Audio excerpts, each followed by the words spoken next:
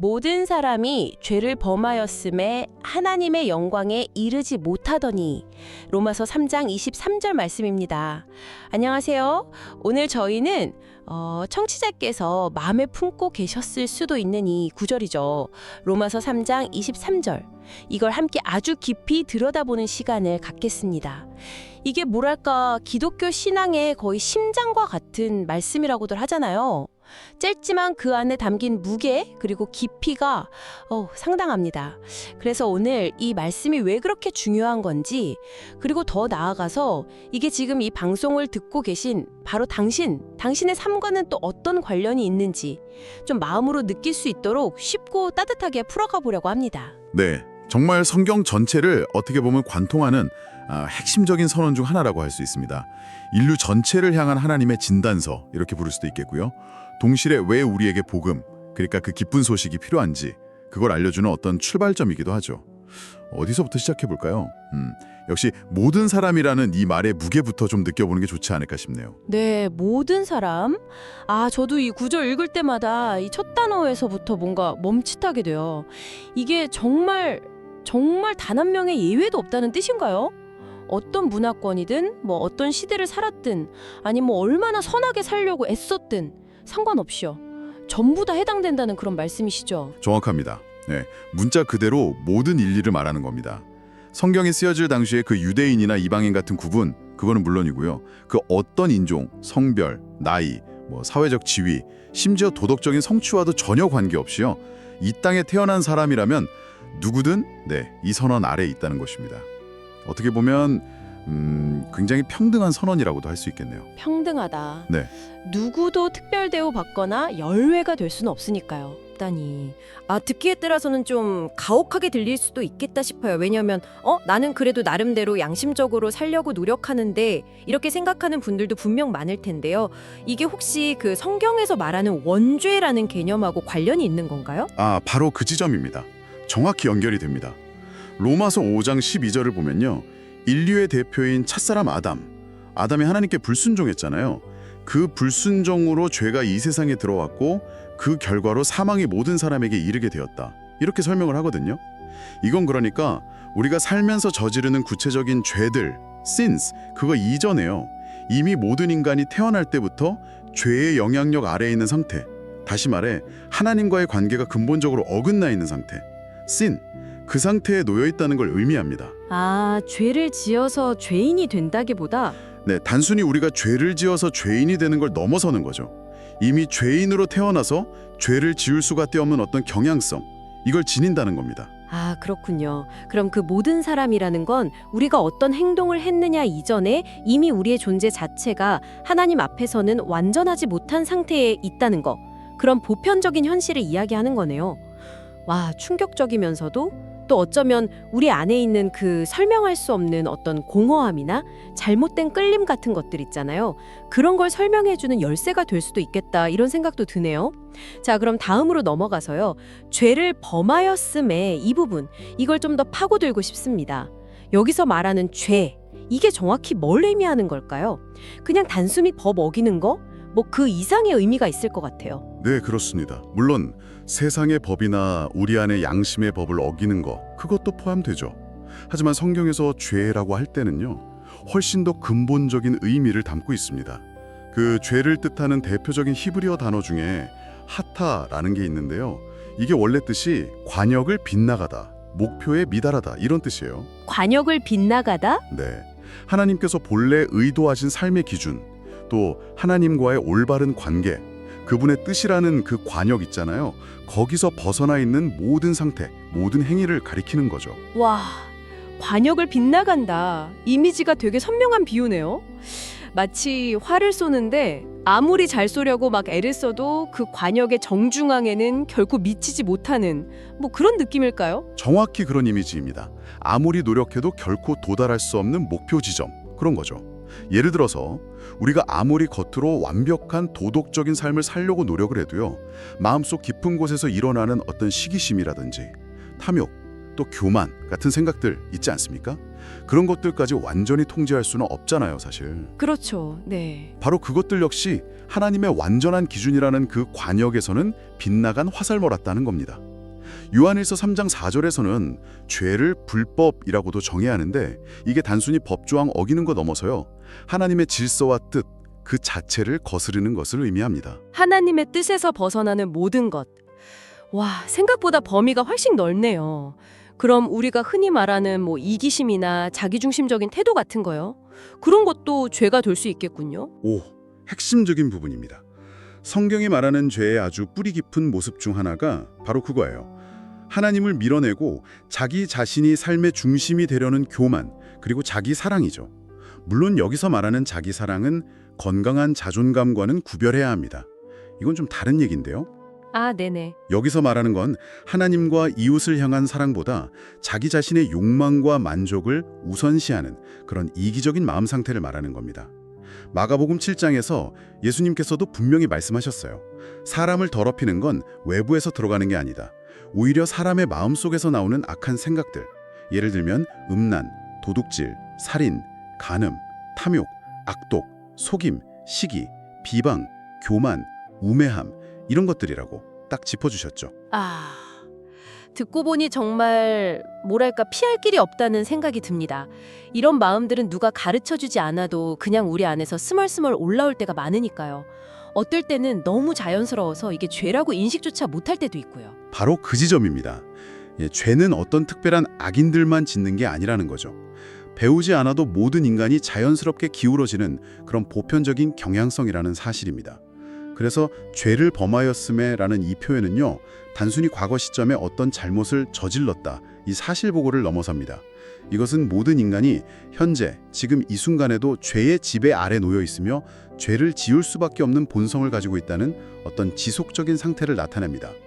에베소서 2장 3절에서 바울 사도가 우리를 가리켜서 본질상 진노의 자녀였다고 고백하잖아요. 네. 그것처럼 우리의 근본적인 영적 상태를 드러내는 표현인 거죠. 알겠습니다. 모든 사람이 예외 없이 그리고 자신의 의지랑은 상관없이 이미 죄를 범한 상태, 그러니까 하나님의 기준에서는 벗어난 상태에 있다는 거군요. 정말이지 스스로는 어찌할 도리가 없다, 이런 선언처럼 들리네요. 그렇다면 이 구절의 마지막 부분이요, 하나님의 영광에 이르지 못하더니 이건 어떤 의미를 더하는 걸까요? 하나님의 영광이라는 표현이 조금은 추상적으로 느껴지기도 하는데요. 네, 하나님의 영광, Glory of God, 이게 성경에서는 굉장히 풍성한 의미를 지닌 단어입니다. 기본적으로는 하나님의 완전하심, 그분의 거룩하심, 또 그분의 어떤 눈부신 임재와 본질적인 속성 그 자체를 의미합니다. 좀 쉽게 말하면 하나님께서 하나님 되시는 모든 것 그 자체라고 할 수 있죠.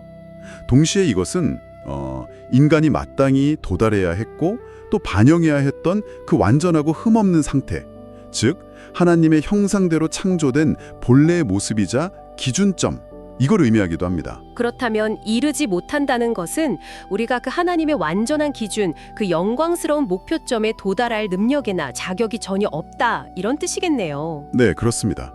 이 이르지 못한다, fall short 이라는 표현은요, 그냥 단순히 노력했는데 아깝게 실패했네, 이런 정도의 의미가 아니에요. 이것은 근본적으로 그 기준에 도달할 자격 자체가 없거나 그 거리를 메울 능력이 전무하다는 걸 뜻합니다. 마치 날개가 부러진 새가 아무리 애써도 하늘 높이 날아오를 수 없는 것처럼요.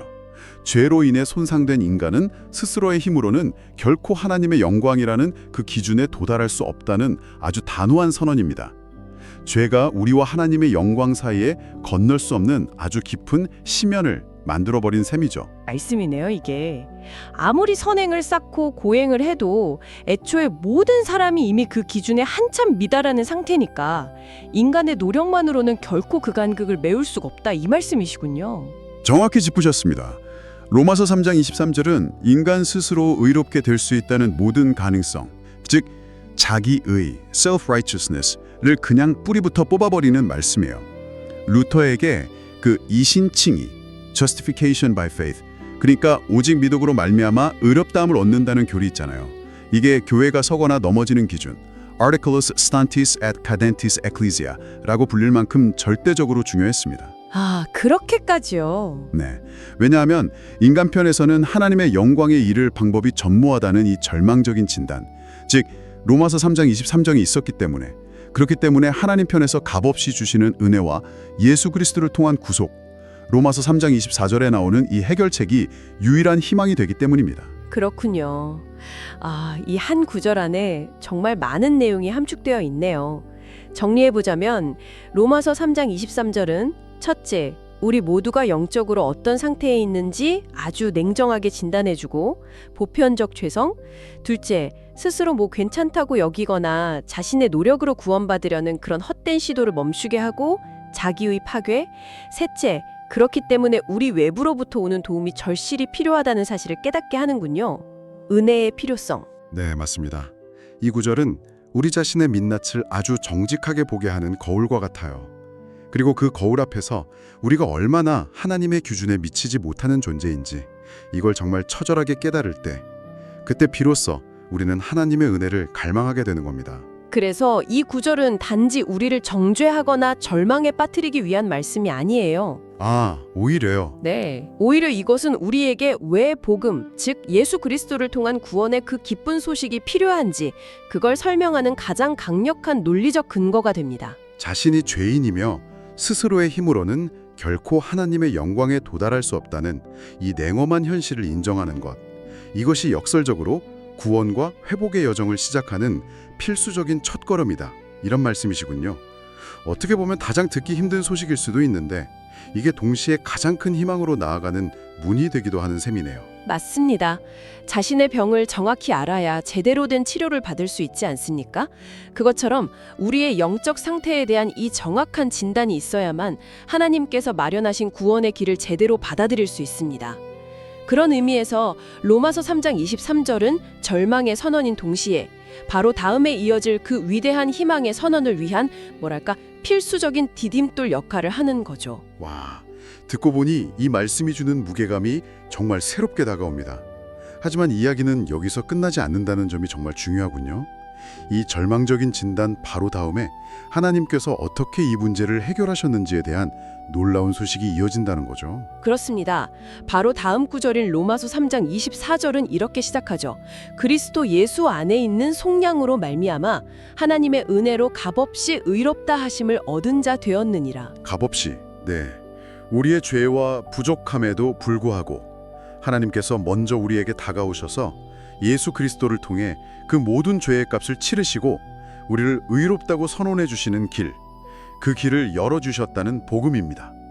우리가 하나님의 영광에 이르지 못하는 그 깊은 간극을 하나님 자신이 그분의 아들을 통해 직접 메우셨다는 것이죠. 우리의 죄가 아무리 깊다 해도 하나님의 은혜는 그보다 훨씬 더 크고 깊다는 그런 놀라운 희망의 메시지입니다. 오늘 로마서 3장 23절 모든 사람이 죄를 범하였으네 하나님의 영광에 이르지 못하더니 이 한 구절을 통해서 정말 깊고 본질적인 이야기를 나눴습니다. 이 말씀은 우리 모두가 정말 그 어떤 예외도 없이 죄의 현실 아래 있으며 우리 자신의 힘과 노력으로는 결코 하나님의 완전하신 기준에 도달할 수 없다는 사실을 분명하게 보여줍니다. 네, 우리 자신을 정직하게 비추는 거울과 같은 말씀이라고 할 수 있겠습니다. 네. 그리고 그 거울 앞에서 우리 자신의 한계를 인정할 때 역설적으로 우리는 가장 큰 자유와 희망을 발견할 수 있는 출발점에 서게 됩니다. 바로 하나님의 은혜를 향해 나아갈 수 있게 되는 것이죠. 자, 오늘 이 깊은 탐구를 마무리하면서요. 청취자 여러분께 마지막으로 질문 하나를 남겨드리고 싶습니다. 모든 사람이 하나님의 영광에 이르지 못한다는 이 엄연한 사실을 다른 누군가의 이야기가 아니라 바로 나의 이야기로 깊이 받아들일 때 혹시 당신 자신을 바라보는 관점이나 혹은 당신 곁에 있는 다른 사람들을 이해하는 방식 그리고 보이지 않는 하나님과 그분의 은혜를 생각하는 마음에 어떤 작은 변화라도 감지되시나요? 네, 잠시 멈추어서 이 질문을 조용히 음미해 보시는 것도 좋겠습니다. 이 말씀이 그냥 단순한 지식으로만 남는 것이 아니라 여러분의 삶에 정말 깊은 울림과 의미를 더해주기를 진심으로 바랍니다. 오늘 로마서 3장 23절에 대한 저희의 이야기에 귀 기울여 주셔서 진심으로 감사합니다. 다음 시간에 더욱 유익하고 흥미로운 내용으로 다시 찾아뵙겠습니다. 부디 평안한 하루 보내시길 바랍니다.